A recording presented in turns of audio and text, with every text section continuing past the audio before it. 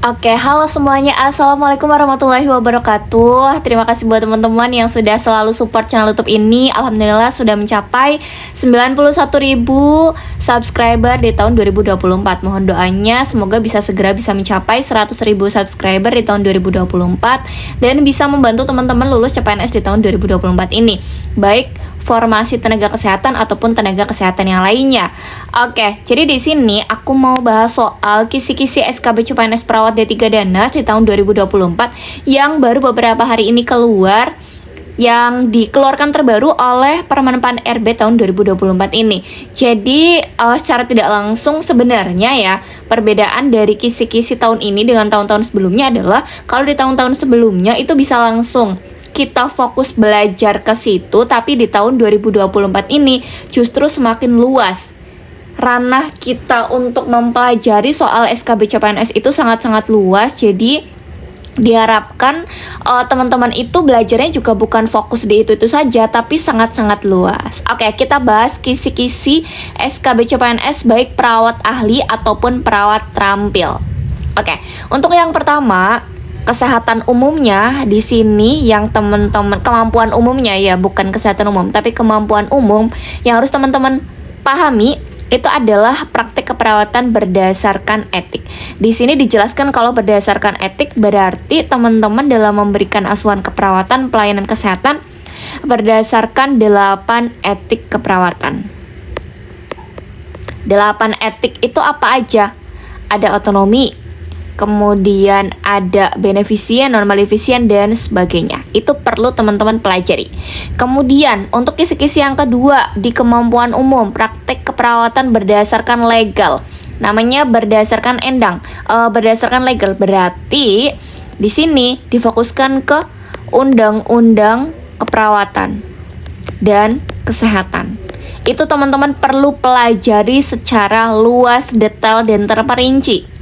Karena kita nggak tahu nanti yang akan dikeluarkan apakah itu undang-undangnya hanya undang-undang nomor ini terkait keperawatan atau lebih detailnya terkait STR, SIP, kemudian konsil keperawatan, terus ranah kita perawat vokasi dan perawat ahli itu gimana, itu perlu teman-teman pelajari. Kemudian yang ketiga, praktik keperawatan berdasarkan peka budaya. Berarti bagaimana caranya teman-teman menghormati budayanya pasien dalam memberikan asuhan keperawatan, baik secara langsung ataupun tidak langsung, baik di rumah sakit ataupun di komunitas. Kemudian yang keempat, area praktik keperawatan profesional. Namanya area praktik keperawatan profesional, artinya kita dalam memberikan asuhan keperawatan sesuai dengan profesi kita. Kayak gitu, sesuai profesi. Kemudian, kalau yang kelima, area kepemimpinan dan manajemen, berarti keperawatan manajemen. Itu teman-teman perlu banget dipelajari secara luas. Dari gaya kepemimpinannya, kemudian nanti teman-teman dalam memberikan asuhan itu menggunakan tim dengan yang mana, apakah tim kasus ataupun yang lainnya. Kemudian untuk area pendidikan dan penelitian, berarti kita diusahakan bisa sebagai peneliti ke depannya, penemu kasus juga. Dan kita mau melakukan pendidikan yang lebih dalam untuk meningkatkan skill teman-teman dalam memberikan asuhan keperawatan kepada pasien. Kalau yang ketujuh, area pengembangan kualitas personal dan profesional. Namanya kualitas kita berarti terkait skill kita, pelatihan kita ke depannya, biar kita itu bisa melakukan segala sesuatunya sesuai dengan tupoksi kita. Kayak gitu ya. Oke, itu area pengembangan personal dan profesional supaya tujuannya untuk STR dan SIP. Terutamanya SIP ya, karena kalau STR itu udah seumur hidup, tapi kalau SIP belum. Hanya 5 tahun ya berlakunya. Kemudian untuk kalau di perawat terampil, legal, etik, budaya sama ya dengan yang ahli. Kemudian profesional juga sama ya dengan teman-teman yang perawat ahli pertama. Kemudian di situ kalau yang kemampuan khususnya Asuhan keperawatan medikal bedah seputar KMB teman-teman pelajari karena luas banget. Maternitas juga luas, anak juga luas, jiwa itu juga perlu untuk dipelajari semuanya. Kemudian asuhan keperawatan komunitas berarti seputar komunitas kayak teman-teman UKOM. Jadi untuk kemampuan khusus ini itu seperti materi UKOM. Jadi teman-teman pelajari seputar itu. Kalau yang perawat terampil di sini ya, area praktek profesional sama, kemudian praktek keperawatan berdasarkan etik, legal, budaya itu sama. Pemberdayaan dan pengabdian kepada masyarakat berarti nanti teman-teman terjun langsung ke masyarakat, ada promotif, kemudian preventif, kuratif. Promotif sama preventif ya yang utama, karena teman-teman terjun di masyarakat berarti bagaimana caranya teman-teman bisa mengabdi ke masyarakat, bisa melakukan dengan promosi kesehatan, penyuluhan, edukasi dan yang lainnya sama ya. Kemudian melakukan screening lanjutan, kemudian bagaimana caranya teman-teman namanya pemberdayaan masyarakat berarti nanti akan ada pembentukan kader nih. Nah itu. Kemudian pengabdian kepada masyarakat berarti teman-teman melakukan edukasi. Ya pelatihan, promotif, promosi kesehatan, penyuluhan, kemudian mungkin bisa dilakukan dengan namanya mengabdi ya, kita langsung melakukan pemantauan kepada si masyarakat. Kalau KMB maternitas, anak, jiwa, komunitas ini juga seputar materi UKOM. Pelajarinya itu. Kayak gitu ya teman-teman ya. Oke, kita masuk ke soal SKB CPNS perawat. Soal SKB yang apa nih? Masuk ke soal komunitas. Kita bahas soal nomor 1. Seorang perawat puskesmas ini sedang melakukan kunjungan di rumah binaan dan menemukan data seorang laki-laki berusia 70 tahun dengan hipertensi sejak 5 bulan yang lalu. Dari hasil pengkajian, pasien ini mendapatkan terapi obat-obatan dari dokter di puskesmas. Pasien mengatakan tidak minum obat sejak 3 hari karena merasa sudah sehat dan tidak mudah pusing, tidak pusing lagi. Dari hasil pengkajian atau pemeriksaan vital sign didapatkan tekanan darah 170/100. Tinggi ya. HR-nya nadinya juga tinggi 101, RR-nya 22, suhunya 36 derajat Celcius. Keluarga mengatakan pasien tidak rutin memeriksakan kondisi kesehatannya di puskesmas. Apakah masalah keperawatan utama? Jadi intinya, kalau di sini si pasien sudah pernah periksa, kemudian sudah melakukan kunjungan, sudah diberikan obat, tetapi minum obatnya tidak rutin, tidak teratur, dan di situ dijelaskan ngerasa sudah sehat, tidak pusing lagi, tapi tensinya masih tinggi, artinya dia dalam melakukan manajemen kesehatannya tidak efektif. Karena sudah periksa, sudah diagnosa, sudah diberikan obat. Ya, tapi kalau pemeliharaan kesehatan itu belum, namanya pemeliharaan perilaku kesehatan cenderung beresiko, berarti pada pasien yang sehat ataupun beresiko tapi belum periksa, tapi sudah ada yang sakit. Belum periksa tapi sudah ada yang ditemui sakit. Kemudian kalau kesiapan meningkatkan coping keluarga, artinya keluarga itu bisa memecahkan masalahnya dengan cara yang baik. Memecahkan masalah berarti mencari solusi ya, solusi yang positif. Kalau ketidakefektifan coping individu berarti cara memilih solusinya itu ke arah negatif, artinya belum baik. Kalau pemeliharaan kesehatan tidak efektif, yang namanya pemeliharaan, biasanya di sini adalah tindakannya ini maladaptif. Oke. Belum ada yang sakit, tapi sudah ada gejala, belum periksa, dan belum terdiagnosa, belum ada DX gitu ya.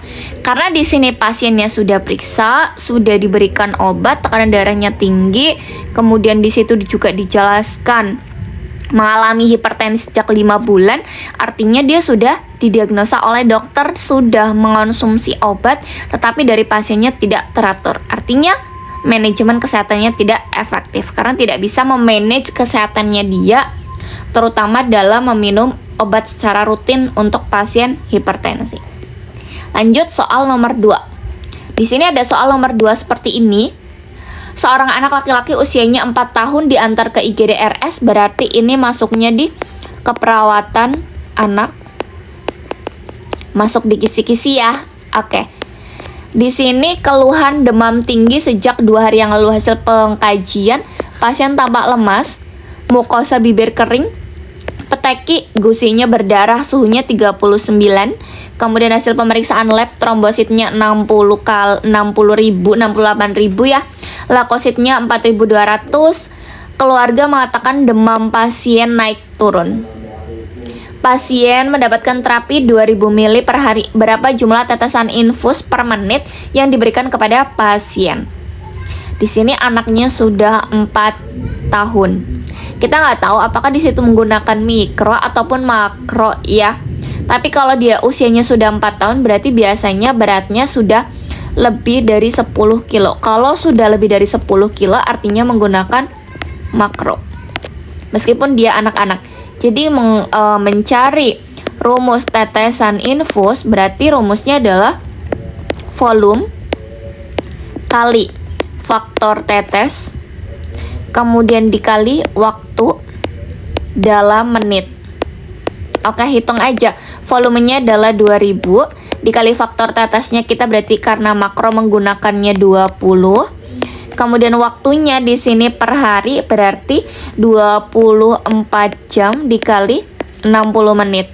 Oke, coret-coret berarti 3 ya. 20 sama 24 dibagi 4 6 dibagi 4 5 berarti 500 dibagi 6 kali 3 18. Ketemunya berapa? Oke, kalau 18 kali 2 adalah 36. Kalau 18 kali 3 berarti lebih ya, 18 kali 3 berarti kelebihan ya, ini berarti 24, 5 berarti 54 ya, ini kelebihan berarti masuknya di 2 itu 36 ya teman-teman ya, berarti 500 dibagi 18 ketemunya 2, di sini 36, kemudian 10 berarti 4 berarti 1 ya, 140. Yang mendekati itu berarti berapa? 28 ya. Kalau 8 berarti di situ 64 6 8 8 sama ini 14. Kelebihan ya berarti 27 nih. Kalau 27 berarti 500 dibagi 18 2 3 6 4 0 140 berarti kalau 7 5 6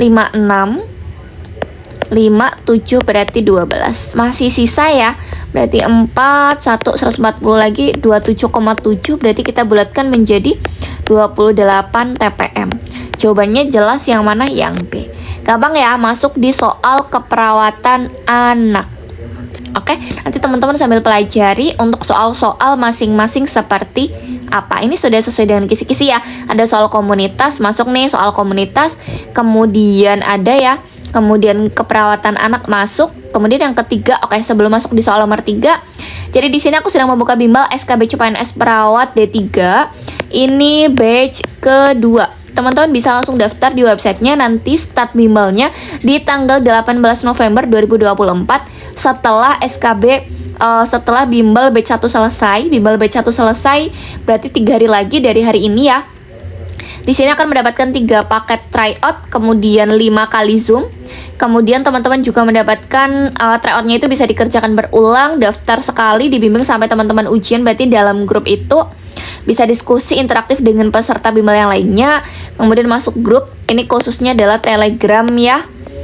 Kemudian teman-teman soalnya juga sudah sesuai dengan kisi-kisi terbaru. Ada keperawatan manajemen, kemudian keperawatan komunitas, keluarga, jiwa, kemudian ada legal etik, kemudian ada profesional pengembangan gitu ya, dan yang lainnya.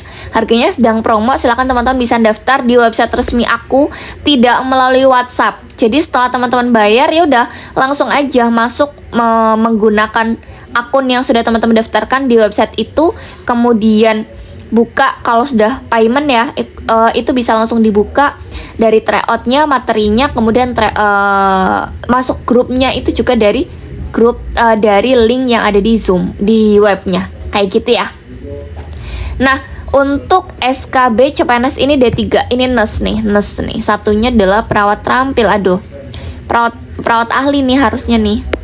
Perawat ahli ya, perawat ahli nurse. Itu juga pendaftaran sampai tanggal 18 karena kita mulai bimbel itu di tanggal 18 ya, teman-teman. Itu masuk grup sesuai FR juga, kemudian 5 kali Zoom, 3 kali pakai tryout, kemudian tryoutnya bisa dikerjakan berulang, masuk grup Telegram. Ini sudah sesuai dengan kisi-kisi terbaru, harganya promo juga. Grup CPNS D3 dan NES dipisah ya teman-teman, harusnya ini promosinya yang ini D3, kalau yang ini NES gitu. Terus ada yang tanya, Kak, kalau tryout aja bisa nggak? Bisa, itu silakan beli di websitenya. Untuk paket tryout aja juga ada dan tersedia. Bisa langsung daftar di website resmi aku www.tiasacademy.com. Oke, lanjut soal nomor 3 teman-teman. Ini soal komunitas. Masuk lagi ya, sesuai dengan kisi-kisi ya. Di desa A itu terjadi wabah diare karena kebiasaan warga sekitar membuang sampah di sungai. Air minum kebutuhan sehari-hari juga diambil dari sungai tersebut. Oleh karena itu, perawat komunitas ini memberikan penyuluhan dan mendemonstrasikan pembuatan oralit yang benar. Apakah upaya kesehatan dilakukan oleh perawat? Mendemonstrasikan pembuatan oralit yang benar. Kita lihat. Yang A promotif, yang B kuratif, yang C preventif, yang D rehabilitatif, yang E kognitif. Apakah upaya kesehatan yang dilakukan? Teman-teman difokuskannya adalah kemana? Karena di situ itu sudah banyak sedang wabah diare ya. Karena sudah banyak wabah diare, kebiasaan di situ warga membuang sampah di sungai juga sudah menjadi kebiasaan. Air minum kebutuhan sehari-hari juga diambil dari sungai. Jadi kita memberikan penyuluhan dan mendemonstrasikan pembuatan oralit. Itu termasuknya upaya apa? Berarti kan udah bukan promotif lagi. Meskipun dia melakukan penyuluhan, tapi tujuannya adalah pengobatan ya. Berarti masuknya di kuratif ya. Kalau promotif ini berarti sebelum terjadinya penyakit. Kalau sudah adanya penyakit wabah diare, teman-teman melakukan penyuluhan dan mendemonstrasikan pembuatan oralit, masuknya di kuratif. Ini artinya pengobatan. Karena wabah banyak, kalau kita melakukan satu-satu itu kan kelamaan. Oleh karena itu dilakukan penyuluhan dan mendemonstrasikan pembuatan oralit supaya ketika anaknya terjadi diare, keluarga sudah bisa melakukan pembuatan oralit secara mandiri. Ya, oke. Kalau di situ preventif, ini berarti pencegahan. Kalau ini edukasi nih, promotif. Ya, kalau rehabilitasi ini berarti pemulihan. Oke, kalau kognitif tidak ada nih. Oke, aman ya, bisa ya teman-teman ya, aman ya. Next. Soal nomor 4. Oke, soal nomor 4 teman-teman. Di soal nomor 4, di desa A terjadi wabah diare karena kebiasaan warga sekitar membuang sampah di sungai. Air minum kebutuhan sehari-hari juga diambil dari sungai tersebut. Oleh karena itu, perawat komunitas ini akan memberikan penyuluhan kesehatan. Metode penyuluhan kesehatan yang tepat pada kasus di atas. Karena di sini di desa A kebiasaan warga ya membuang sampah. Nah, kita tujuannya akan memberikan penyuluhan kesehatan kepada warga tersebut. Enaknya kita menggunakan metode apa? Menggunakan leaflet. Nah, kalau leaflet berarti dengan orangnya banyak, kemudian itu nanti materinya bisa dibawa pulang untuk meningkatkan pengetahuannya si warga masing-masing, dan mereka jika pengen baca ulang itu ada. Tapi kalau flip chart ini berisi gambar dan minim tulisan. Jadi nanti keluarga kalau misal di rumah pun akan bingung, ini ngapain ya tadi gambarnya ya, akan lupa. Tapi kalau ini isinya kan tulisan, bisa dibawa pulang dan bisa dibaca kembali. Infokus itu nggak ada ya.